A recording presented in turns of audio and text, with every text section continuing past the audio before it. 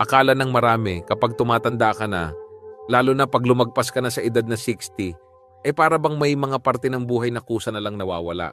Enerhiya, sigla at lalo na yung intimacy, yung lambing, yung koneksyon, yung init na minsang naging natural sa relasyon ninyong mag-asawa. Akala mo, wala na yon, tanggap na lang.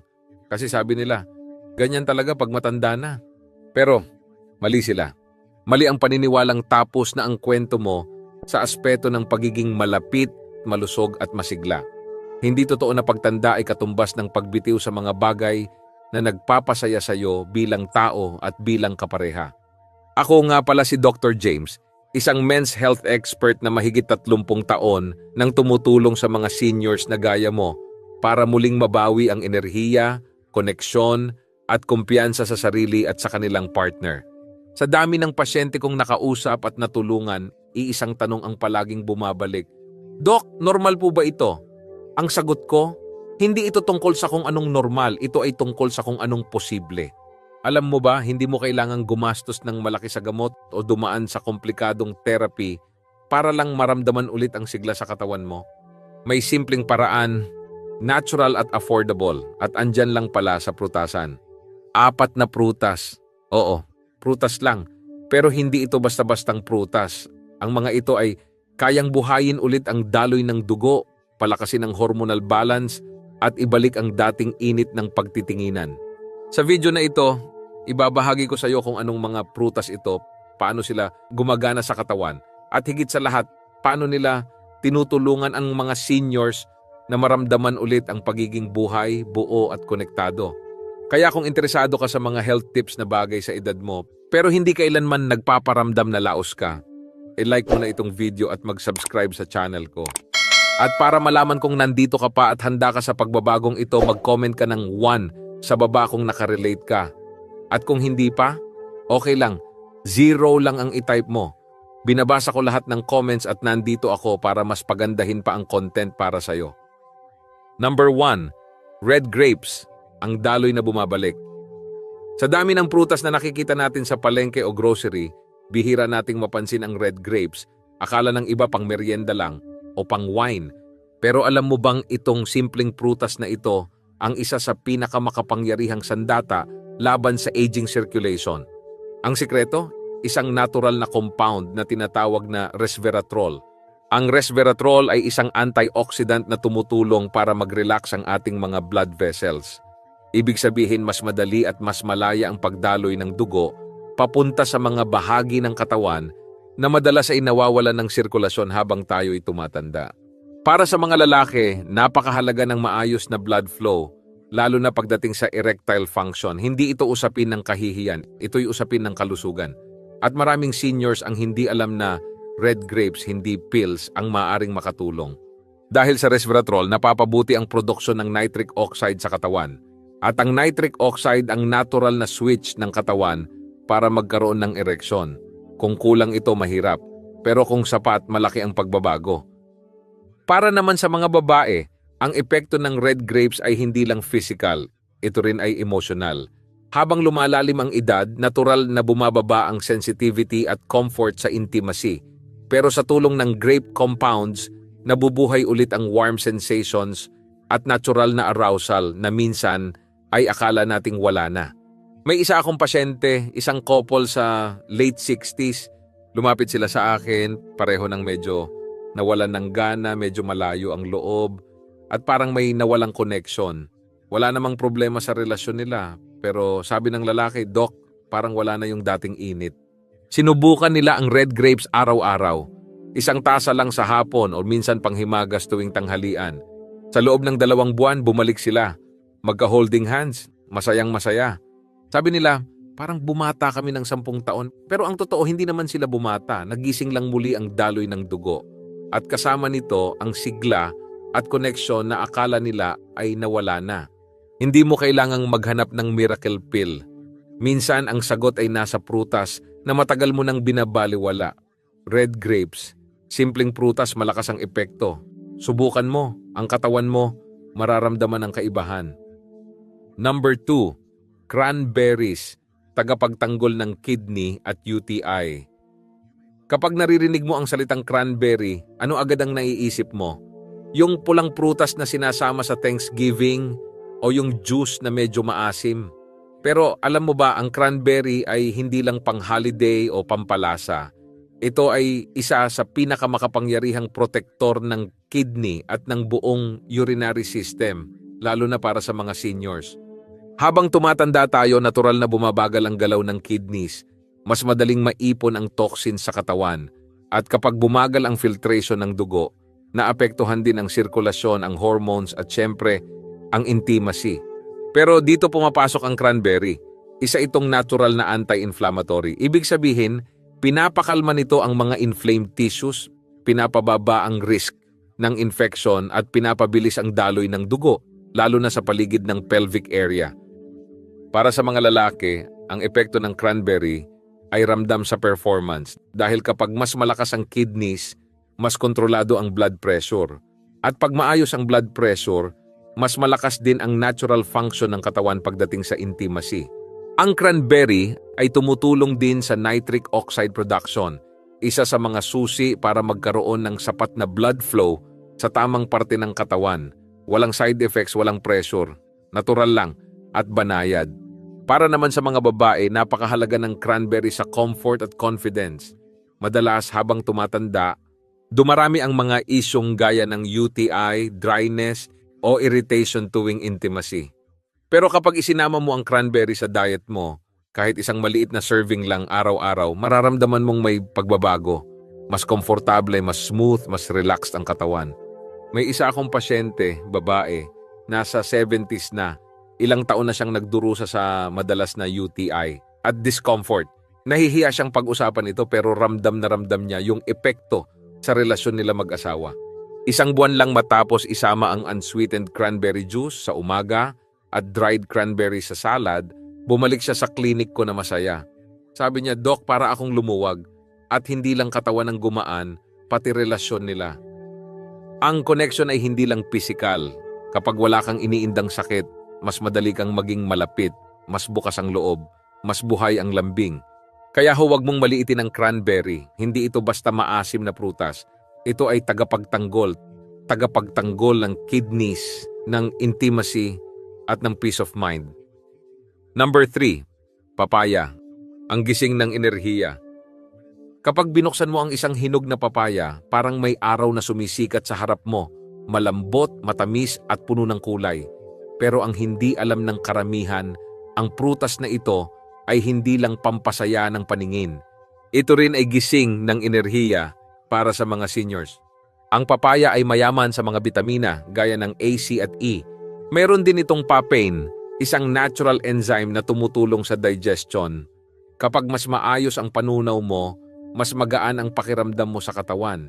At kapag hindi bloated ang tiyan, mas aktibo ang hormones mo.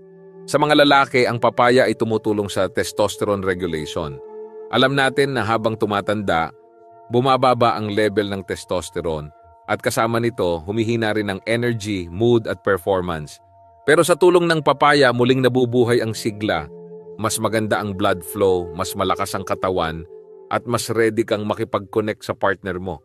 Para naman sa mga babae, ang papaya ay nakakatulong sa estrogen balance. Mas nakaka-relax ang muscles, mas nababawasan ang dryness at discomfort, at mas nadadagdagan ang natural na arousal. Bukod doon, ang papaya ay sumusuporta rin sa ating adrenal glands. Yan ang bahagi ng katawan na kumokontrol sa stress hormones. Kaya habang kumakain ka ng papaya, parang sinasabi mo rin sa katawan mo, relax lang, kaya pa.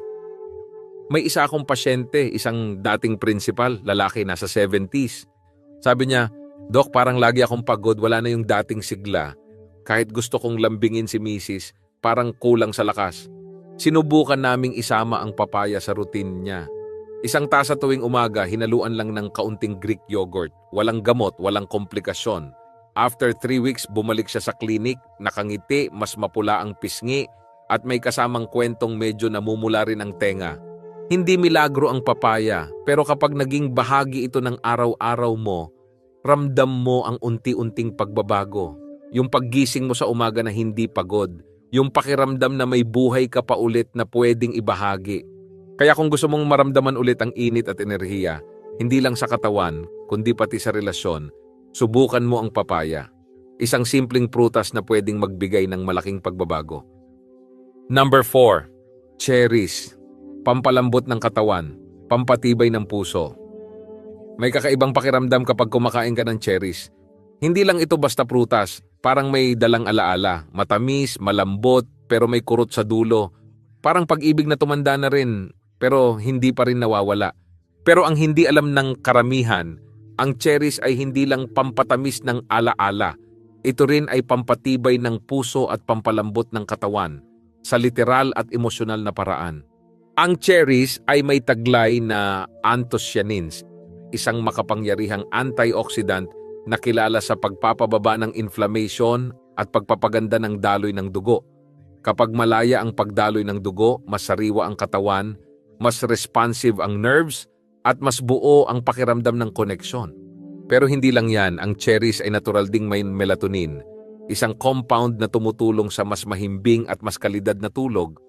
At alam nating lahat, kapag kulang sa tulog, apektado ang lahat, hormones, mood at intimacy. Kapag tuloy-tuloy ang magandang tulog, bumabalanse ang hormones. Kapag maayos ang hormones, bumabalik ang desire, ang sigla, at ang open-hearted connection sa partner mo. May isa akong pasyente, mag-asawa na nasa late 60s, mahigit 40 years nang magkasama, mahal na mahal pa rin ang isa't isa, pero ramdam nila na may nawala na spark. Hindi sila nag-aaway, pero parang hindi na rin sila naglalambingan. Tinuruan ko silang isama ang cherries sa diet nila. Simple lang, ilang piraso sa gabi bago matulog. Pagkalipas ng ilang linggo, bumalik sila sa klinik ko na parang bagong kasal. Mas masigla, mas malambing at may halakhakang parang high school pa. Hindi ito magic, hindi rin ito milagro. Ito ay pag-aalaga sa katawan, sa koneksyon, sa isa't isa. Para sa mga lalaki, ang cherries ay tumutulong sa mas maayos na pagdaloy ng dugo sa maselang bahagi ng katawan na resulta ay mas matatag at natural na ereksyon kahit walang gamot. Para sa mga babae, mas maganda ang sirkulasyon sa pelvic area, kaya mas komportable, mas relaxed at mas bukas sa intimacy. Kaya kung matagal mo nang gustong ibalik yung lambing at lapit ninyo ng asawa mo, baka hindi mo kailangan ng mamahaling supplement, baka cherries lang ang kulang. Simple, masarap at makapangyarihan. Isang prutas na nagpapaalala sa katawan mo kung ano pa ang kaya nitong ibigay at sa puso mo kung gaano ka pa kayang magmahal. Number 5, paano magsimula? Ngayong alam mo na ang 4 na prutas na kayang ibalik ang daloy ng dugo, lakas ng katawan at init ng relasyon. Ang tanong na lang, paano nga ba magsisimula? Simple lang, hindi mo kailangang isama agad silang 4 sa isang araw. Pili ka lang muna ng isa. Oo, isa lang. Yung pinakakaya mo, yung pinaka-accessible, yung gusto mo ang lasa. Ang mahalaga dito ay hindi dami, kundi consistency. Kasi ang tunay na pagbabago hindi nangyayari sa isang araw, pero nangyayari sa araw-araw na maliit ngunit matalinong desisyon. Halimbawa, baka gusto mong magsimula sa red grapes, 1 tasa sa hapon habang nanonood ng TV o habang nagpapahinga. Hindi lang ito pampabango ng bibig, pampasigla ito ng dugo. Kung mahilig ka naman sa maasim-asim, pwede kang magsimula sa cranberries. Kahit dried version lang, ihalo mo sa oatmeal o dagdagan ng konting unsweetened cranberry juice sa umaga. Mas bet mo ba ang prutas na parang sunshine? Subukan mo ang papaya. 1 cup lang tuwing almusal. Haluan ng kaunting Greek yogurt. Busog ka na, sigla pa ang kapalit. O baka gusto mong subukan ang cherries bago matulog. Mainam ito sa katawan at masarap na pampakalma ng isip bago humimlay. Kahit frozen or dried may epekto pa rin. At ano naman ang mararamdaman mo kapag naging parte na ito ng daily routine mo? Mas may init na palad at talampakan. Mas magaan na tulog. Mas kalmado ang pakiramdam. At sa ilang linggo, baka maramdaman mong may sigla ulit ang katawan mo. Pati na rin ang puso mo. Hindi ito instant, pero ramdam mo ang epekto dahan-dahan. At yan ang totoong kagandahan ng natural na paraan. Wala kang pilit, wala kang kaba. At higit sa lahat, nasa kontrol mo ang proseso.